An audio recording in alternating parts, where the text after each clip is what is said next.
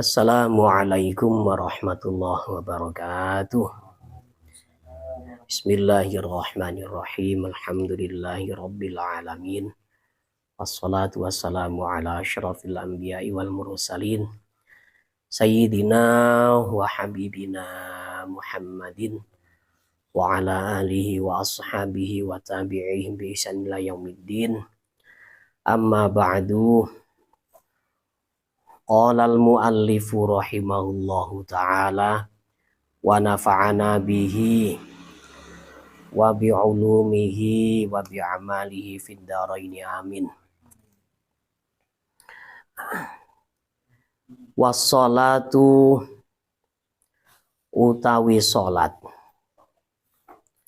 sunnatuha iku utawi kesunatane salat, qoblat dukhuli ing dalam sadurunge mlebu, fiha ing dalam salat, syai'ani iku rong perkara. Al-adzanu rupane adzan,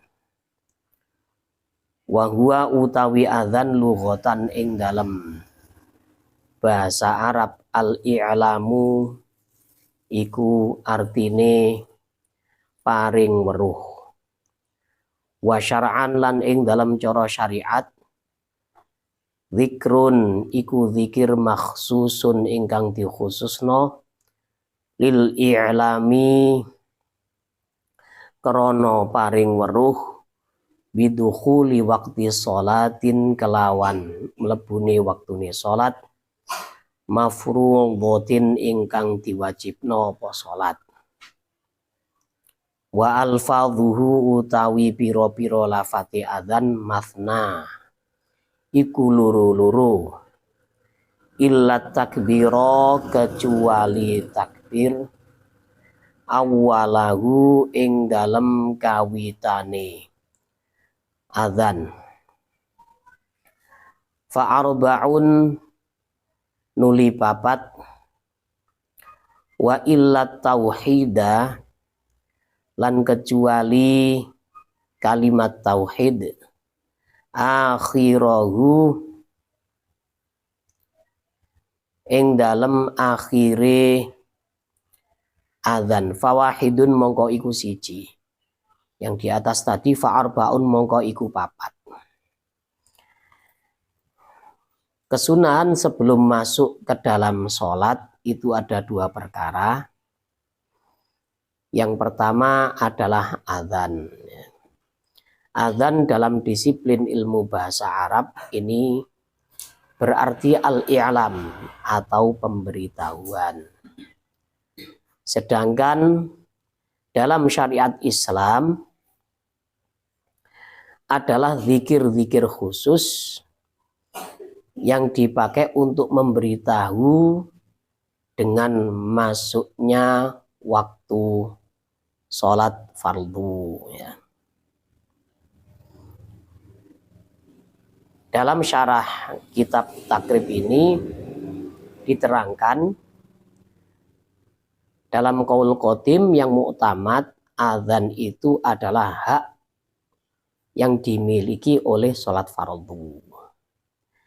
Maka disunnahkan untuk adzan meskipun, ya, untuk sholat-sholat yang sudah lewat waktunya. Baik sholat itu dilaksanakan secara berjamaah atau secara sendiri-sendiri. Ini menurut qaul qadim, ya, qaul Imam Syafi'i, yaitu adzan itu hak atau kepunyaan sholat fardu, dikumandangkan untuk sholat fardunya. Jadi meskipun sholatnya ini sudah lewat waktunya, misalkan bangun kesiangan, ya, sholat sendiri atau berjamaah, menurut qaul qadim ini disunahkan untuk adzan. Tapi kalau qaul jadid, adzan ini adalah hak untuk waktu sholatnya. Jadi kalau kesunahan adzan ini adalah ketika masuk waktu. Ketika masuk waktu, kalau ada sholat yang keluar dari waktunya, nah, misalkan ya qadha ya, ini tidak disunatkan untuk adzan. Nah, ini. Dan juga menurut pendapat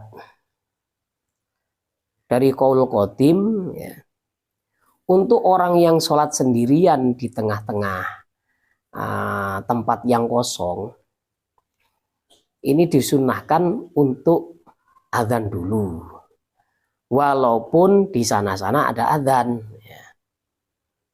Dan adzannya ini cukup untuk didengarkan oleh dirinya sendiri ya. Lafal dari adzan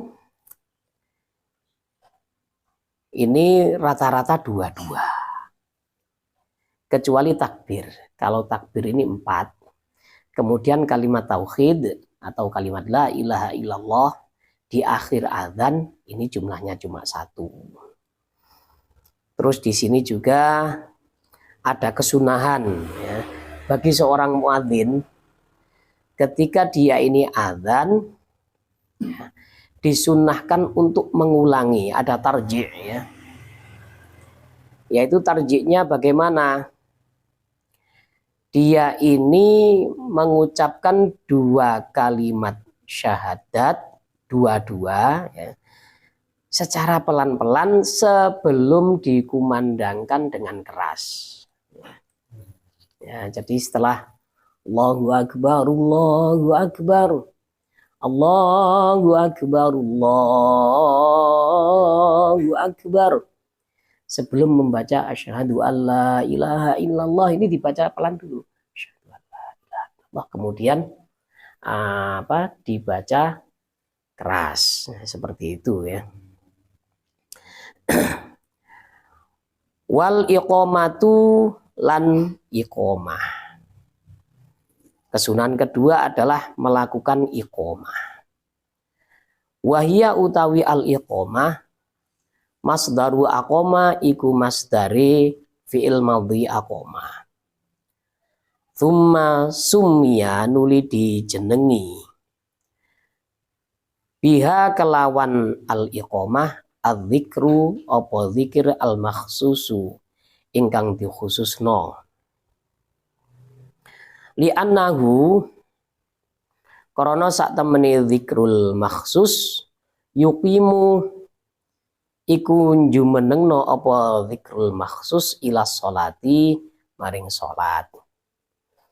Iqomah ini sebenarnya adalah zikir-zikir khusus ya, yang diambil dari lafal-lafalnya adzan, cuma hanya satu-satu ya, kecuali takbirnya. Takbir 2, kemudian syahadah 1 ya. Nah, syahadatain ini satu-satu, hayya 'alas shalah, hayya 'alal falah, kemudian ditambahi qad qamatis shalah ya. Nah, qad qamatis shalah 2 kali.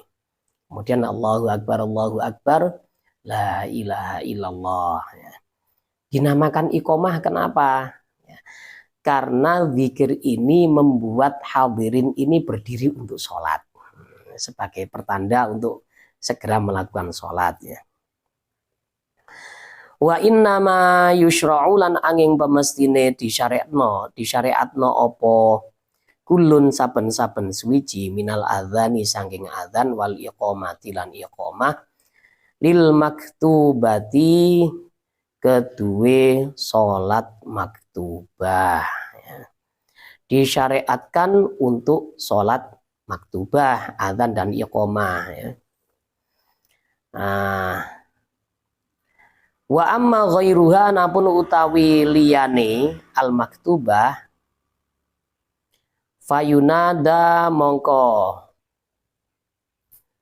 diundangno laha kedue iki ghairul maktubah as-sholatu jami'atun apa as-sholatu jami'atun ya.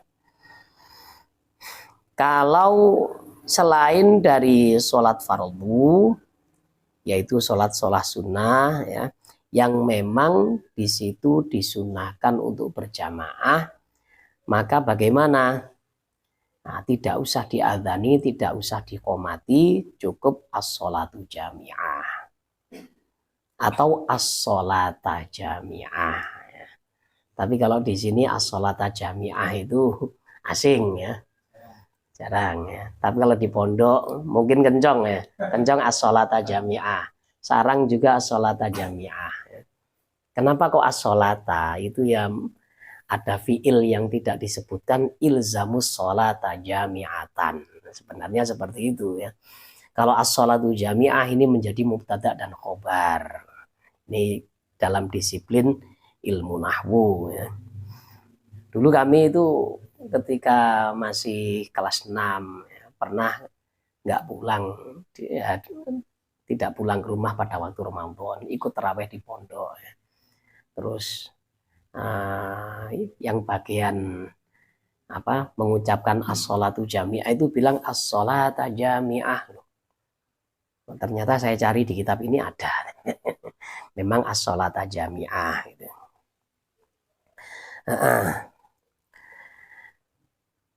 Kalau sholat-sholat yang lain yang tidak disyariatkan untuk jamaah seperti sholat duha atau sholat sunnah rawatib ya, ini ya tidak usah as-sholata jami'ah, tidak usah ya. Jadi yang disunahkan untuk as-sholata jami'ah ini adalah taraweh ya, sholat tarawih, kemudian witir berjamaah itu, terus ditambahi lagi sholat Idul Fitri dengan Idul Adha ya. Kemudian sholat istisqa. Ini kan disunahkan berjamaah ya. As-sholata jami'ah ya, ini. Wa sunanuha utawi piro-piro kesunahane sholat ba'dad dukhuli ing dalem sadurunge mlebu fiha ing dalem sakwise mlebu ya, astagfirullahaladzim. Fiha ing dalem sholat syai'ani iku ana rong perkara. Kesunahan-kesunahan sholat setelah orang itu masuk di dalamnya ini ada dua. At-tasyahudul awwalu. Rupane tasyahud al-awwalu kang pertama, wal kunutu lan kunut fis subhi ing dalem sholat subuh ya. Kesunahan setelah masuk sholat yang pertama adalah tasyahud awal. Dan yang kedua adalah kunut pada waktu sholat subuh. Ini dinamakan sunnah ab'ab ya. Sunnah ab'ab. Jadi kalau ada orang lupa tidak melakukan tasyahud awal, ini disunnahkan untuk sujud sahwi. Atau lupa kunut, ini juga disunahkan untuk sujud sahwi. Nah, terus kalau ada orang ya, misalkan ini ada pengembangan masalah, dia ini lupa tidak tasyahud awal, kemudian bergerak untuk berdiri. Kalau posisinya dia ini lebih dekat ke duduk, dia kembali tidak masalah. Kalau ada imam yang lupa ini kan yang ramai biasanya makmum. Pernah ada imam ini lupa tidak tasyahud, setelah sujud ini langsung mau berdiri ya. Ya makmum di belakangnya langsung subhanallah, subhanallah langsung begitu ya. Kalau dia sholat sendiri kan ya enggak rame-rame kan ya. Nah ini sholat berjamaah jadi imam ya. Dia kalau posisinya itu lebih dekat ke duduk, dia kembali ke duduk enggak masalah. Tapi kalau posisinya mendekati berdiri, maka dia dilarang untuk kembali duduk tasyahud.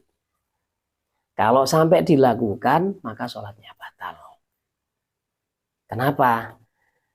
Karena ketika dia sudah berdiri, ini rukun yang akan dihadapi kan adalah membaca surat Fatihah. Sementara tasyahud awal hukumnya sunnah dalam kaidah fikih, al-wajibu la yutraku li ajli sunnah. Kewajiban itu tidak boleh ditinggalkan untuk melakukan kesunahan. Kalau ada kewajiban ditinggalkan untuk melakukan kesunahan, maka ini membatalkan sholatnya. Hal seperti ini kadang-kadang ya Pak Samar ya. Saya juga pernah ya, jadi imam sholat maghrib itu lupa ndak tasyahud, langsung berdiri. Lah terus di belakang rame, subhanallah, subhanallah. Tidak boleh panik ya. Kalau panik langsung duduk batal. Jadi harus konsentrasi penuh. Ya jangan jangan dituruti ya. Jangan sampai panik. Langsung saja bilang bismillahirrahmanirrahim. Langsung di belakang langsung semuanya, langsung berdiri semuanya. Atau kita kasih kode ya. Kode yang sekiranya pergerakan kita itu tidak banyak ya. Seperti begini, set. Nah, ini ya. Jadi yang belakang ini tahu, ini seperti ini sering terjadi kesalahan ya. Di mana-mana. Jadi yang jadi imam itu memang yang afdol ya. Kalau zaman dulu itu aqra'ukum yang ketika Kanjeng Nabi itu kan yang lebih banyak hafalan Qur'annya, ini yang lebih afdol untuk menjadi imam. Kenapa? Kok tidak afqahukum? Yang lebih paham fikih, karena dulu kalau orang itu banyak hafalannya pasti ilmunya lebih banyak. Kalau sekarang ya, orang hafalannya banyak belum tentu lebih alim. Jarang loh sekarang itu hafid yang alim itu jarang ya. Rata-rata hafid ya hafid saja, alim saja. Jadi ada ada jurusan masing-masing ya, jurusan pondok, jurusan hafid. Kalau hafid biasanya ndak alim, terus pondok jurusan alim ya. Nah, kalau sudah alim biasanya mau menghafal ini kadang-kadang takut nanti usia terlalu tua menjadi anggota DPR ya. Durung payu rabi wah. Lah kalau ulama dulu itu kan yang namanya ulama yang zaman dulu itu pasti hafal Al-Quran ya. As-Said Muhammad bin Alawi Al-Maliki, beliau juga hafal Quran, hafal ribuan hadis ya. Kemudian abahnya As-Said Alawi bin Abbas Al-Maliki ini juga hafid Al-Quran ya. Guru beliau adalah Syekh Hasan Masyad ya. Nah ini kalau yang dijadikan imam tidak benar-benar paham dengan bab-bab fikih seperti ini membahayakan ya.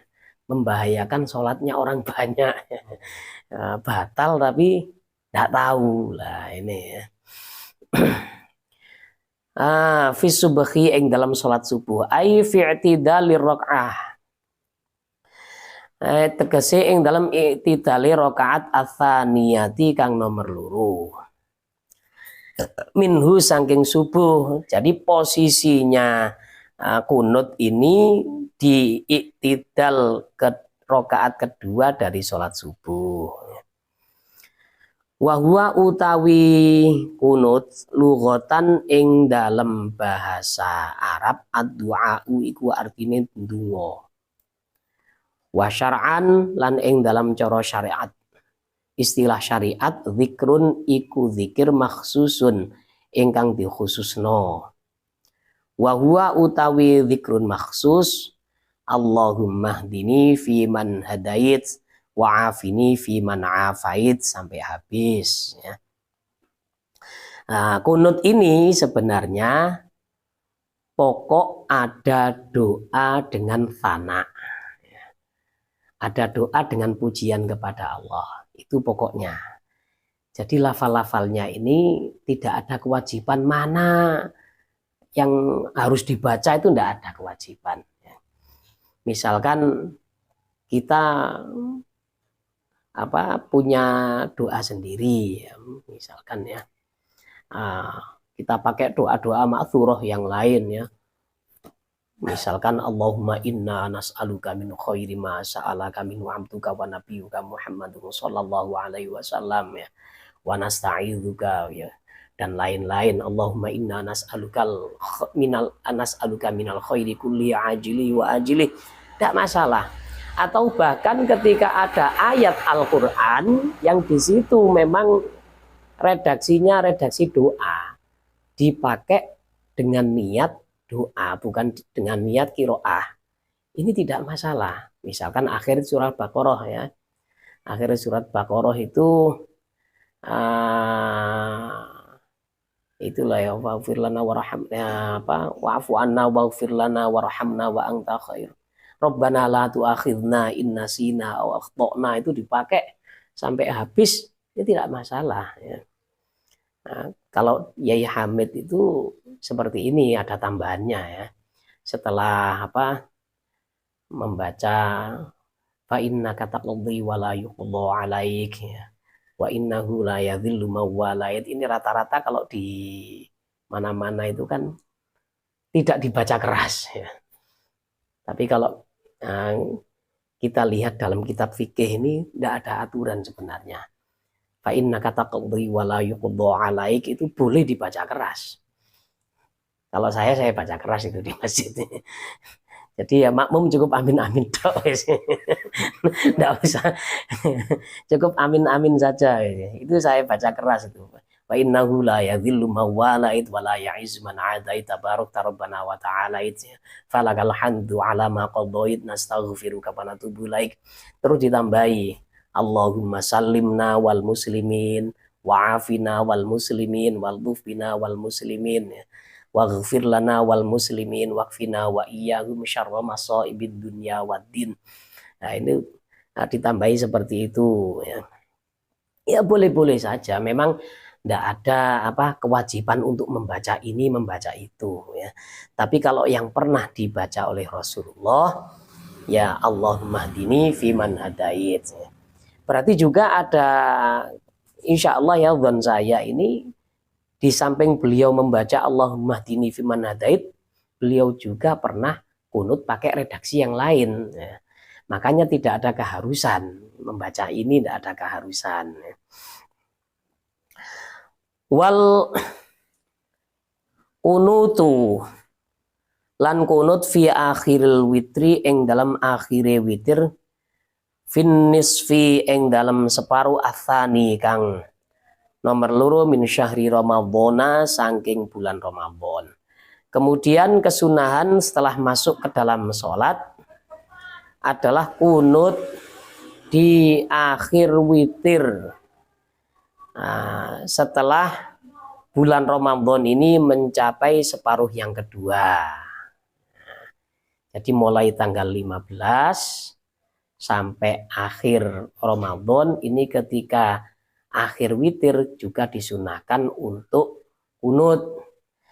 Baik itu yang sholat witir ini digabung dengan sholat tarawih atau tidak, tetap disunahkan untuk kunut ya. Misalkan ada orang sholat tarawih, kemudian setelah selesai 20 rakaat dia tidak sholat witir.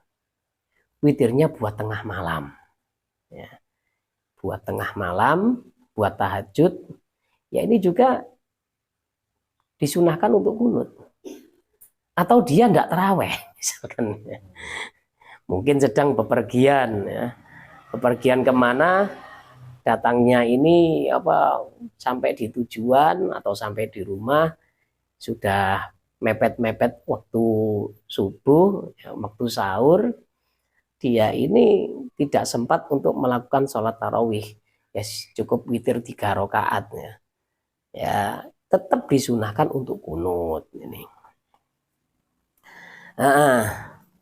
Wahwa utawi al kunut fi akhiril witri ka kunutis subhi iku koyok kunutis subuh al mutaqaddimi kang wis dhisik fi mahallihi ing dalam panggonane kunut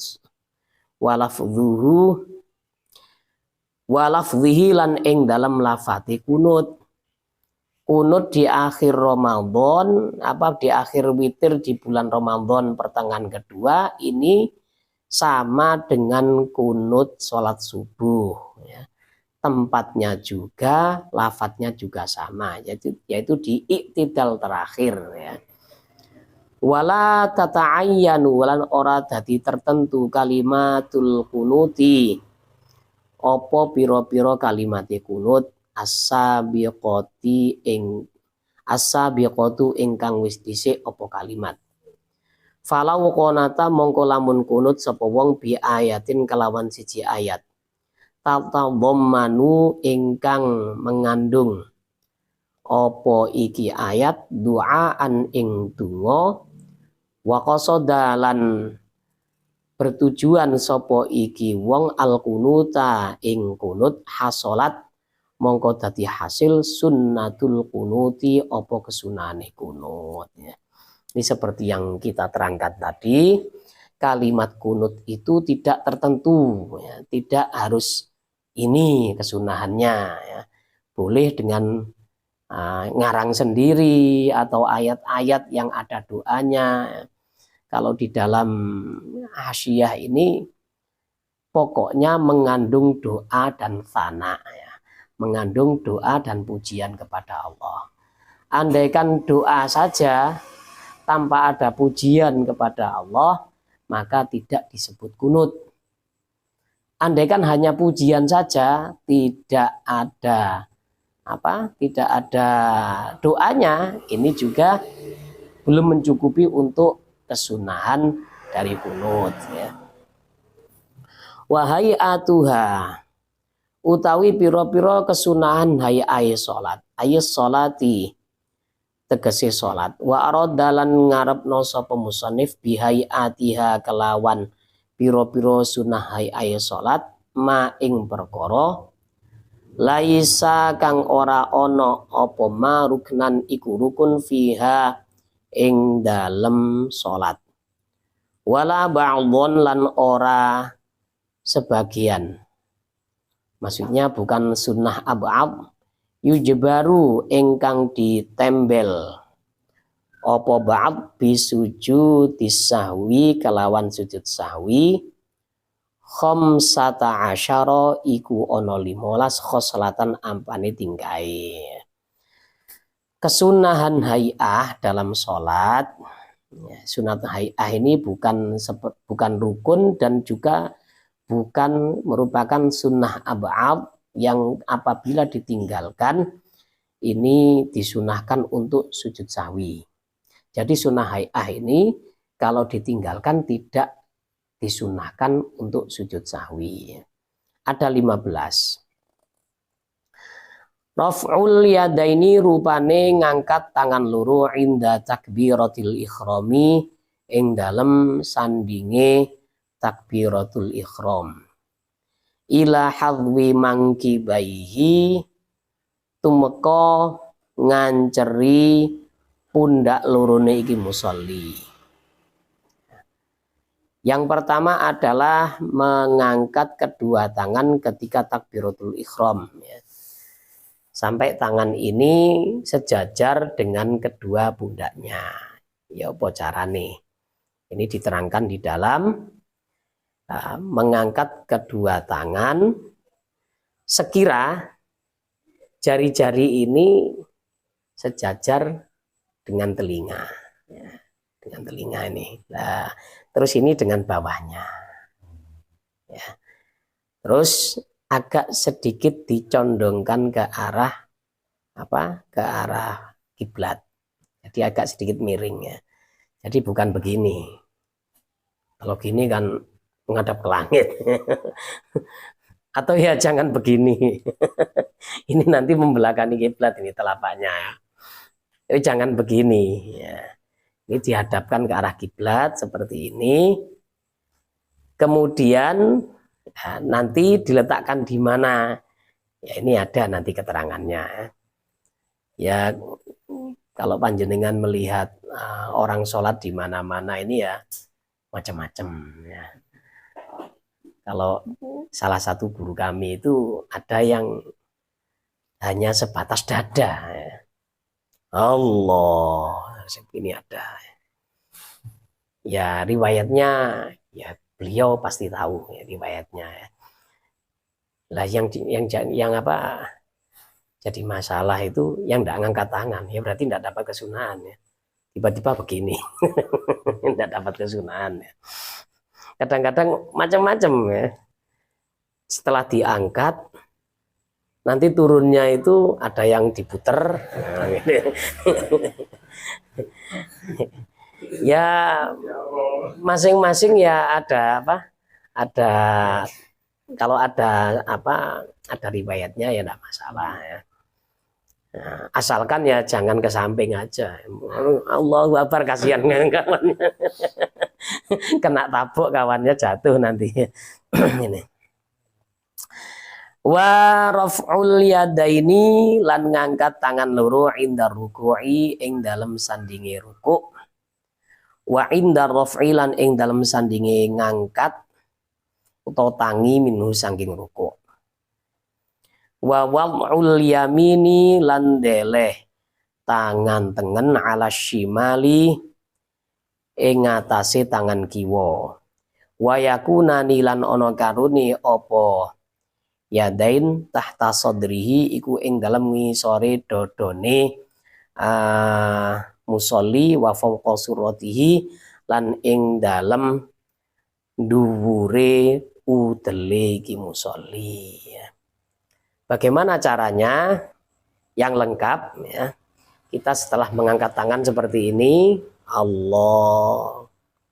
Kemudian tangan kanan ditaruh di atas tangan kiri.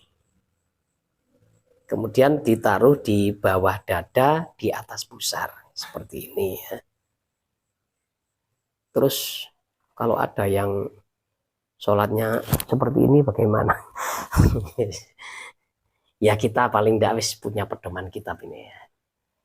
Kalau yang model-model yang kayak gini terus kakinya terlalu lebar seperti penjaga gawang itu ya nggak usah diikuti biasanya. Kita ada kitab salaf ini sudah ya. Ini yang ngarang ini orangnya Masya Allah ya, benar-benar soleh, benar-benar ulama ya. Dan ini kitab ini manfaat sudah berapa ratus tahun ini tetap dipelajari ya. Sudah ratusan tahun. Nah, kalau musonifnya andaikan nggak ikhlas ngarangnya, ya kitab itu paling seperti buih, seperti busa. Awal muncul, wah gitu ya. Awal muncul besar, lalu surut kempes hilang. Nah, kalau kitab-kitab ulama-ulama dulu sampai sekarang tetap dipelajari di mana-mana ya. Di setiap pondok itu pasti ngaji kitab Fathul Qorib ini pasti ada. Ini kitab keramat ini, kitab keramat jadi kita pelajari ya, dan kita amalkan isinya. Terus lagi ada keterangan ketika menaruh tangan itu ditaruh agak miring agak di sebelah kiri sini. Ada keterangannya karena hati itu ada di sebelah kiri. Hati dan jantung ini sebelah kiri ya. Tuh. Wa tawajjuhu ayyaqul musalli akibat taharrumi wallahu alam bisawab. Kita pindah pada kitab Bidayatul Hidayah.